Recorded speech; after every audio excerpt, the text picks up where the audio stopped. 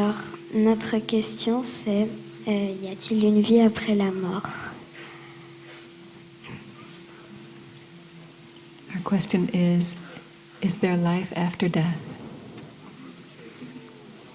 Two person, one question.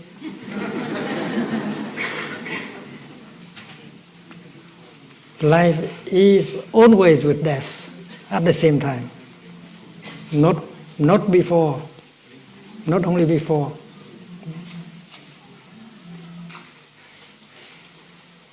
And it cannot be separated with death. Where is life, there is death. And where is death, there is life. And this needs a little bit of meditation.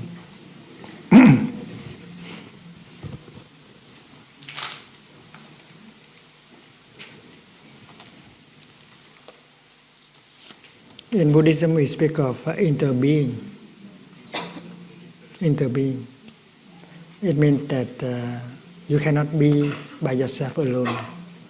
You have to interbe with the other side. It's like the left and the right. If the right is not there, the left cannot be. If the left is not there, the right cannot be. It's not to take the left away from the right. It's not possible to take the right away from the left. Suppose I ask one of you to come and bring the left to the low hamlet, and one of you bring the right to the new hamlet. It's impossible. The right and the left, they want to be together, because without the other you cannot be. It's very clear. Like the above and the below.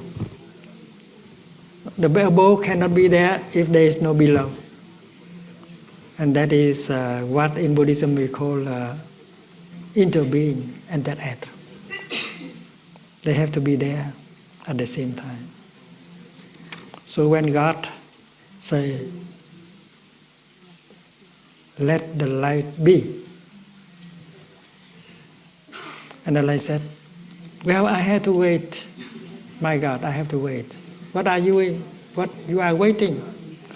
I'm waiting for darkness to manifest together, because light and darkness, they interact. And God said, darkness is already there.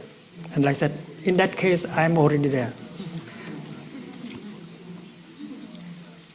So that is true with good and evil. Before and after, here and there, you and I. I cannot be there without you. The flower cannot be there. The lotus flower cannot be there without the mud.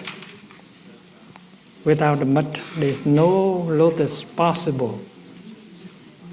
There is no happiness without suffering. There is no life without death.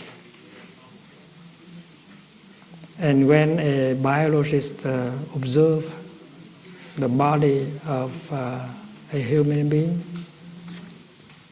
they see that life and death happen at the same time in the body. In this very moment, thousands and thousands of cells are dying.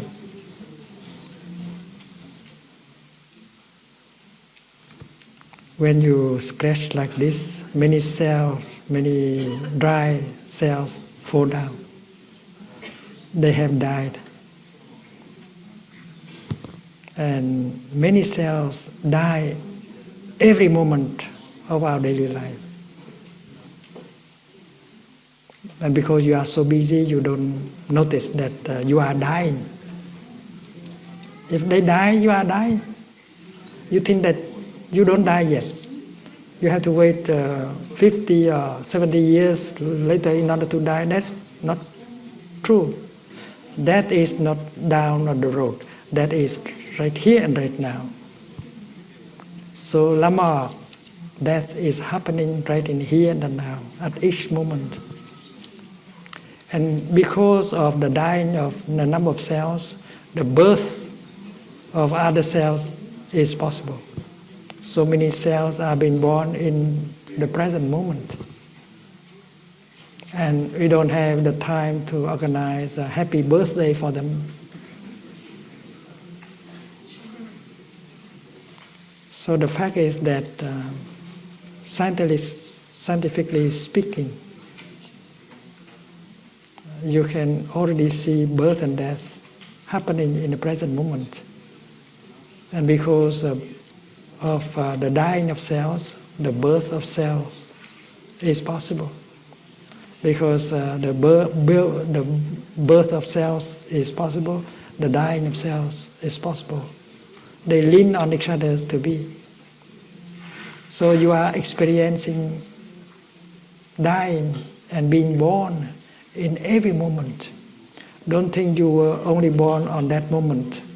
That moment written in your birth certificate is just one moment.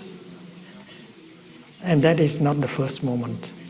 Before that moment, there were moments you were already there. Before you were conceived in the womb of your mother, you have already been there in your father and your mother in another form. So there's no birth, no really beginning, and it's no ending. So when we know that birth and death are together, always, we are no longer afraid of dying. Because at the moment of dying, there is birth also. La vie est avec la mort. They cannot be separated. This is a very deep meditation. And you should not meditate with your brain alone. You have to observe life during your daily life. You see birth and death in everything. Trees, animals, weather, matter, energy. And scientists have already pronounced very clearly there is no birth and no death. Rien ne se crée, rien ne se perd. There is only transformation. So transformation is possible, is real. And birth and death are not real. What you call birth and death are only transformation. When you perform a chemical reaction, you bring a number of substances together. And when the substances meet each other, there is a transformation. And sometimes you think that a substance is no longer there and it has vanished. But in fact, looking deeply, the substance is still there under another form. When you look at the blue sky, you don't see your cloud anymore. You think your cloud has died. But in fact, your cloud continues always in the form of the rain and so on. So birth and death are seen only on the surface. If you go down, deep down, there is no birth and no death. There is only continuation. Continuation. And when you touch the continuation, the nature of no birth and no death, you are no longer afraid of dying. And not only the Buddhists speak of no birth and no death, but science also speak of no birth and no death. They can exchange their findings. It's very interesting. This is an invitation for us to live our life more deeply so that we can touch our true nature of no birth and no death.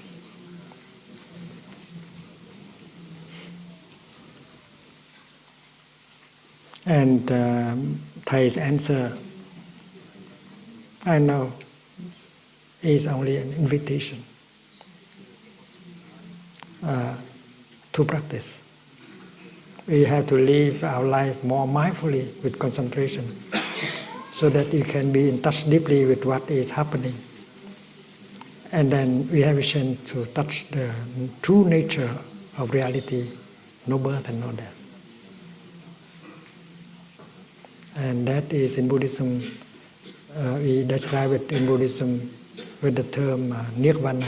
Nirvana is no birth and no death. And in Christianity, you may call it the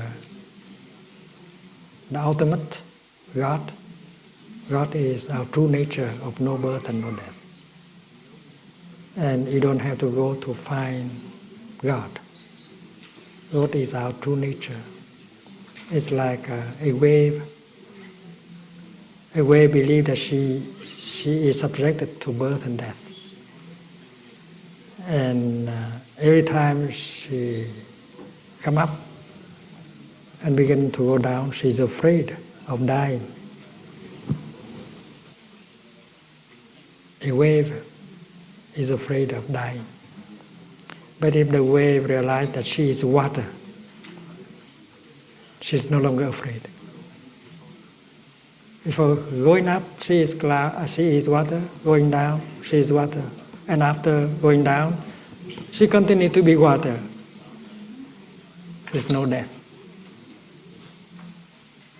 So it's very important that the wave do some meditation and realize that she is wave, but she is at the same time water.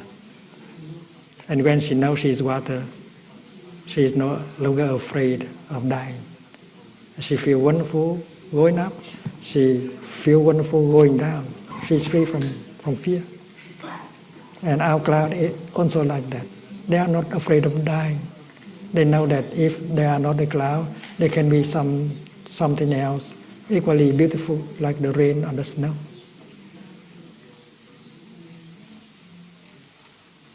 So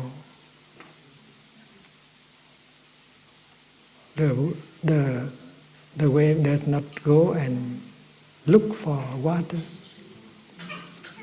She doesn't have to go and search for water, because she is water in the here and the now. The same thing is true with God. You don't have to look for God. We are God. God is our true nature. You don't have to go and look for Nirvana. Nirvana is our ground. That is the teaching of the Buddha. And a number of us have been able to realize that. We enjoy the present moment. We know that it's impossible for us to die.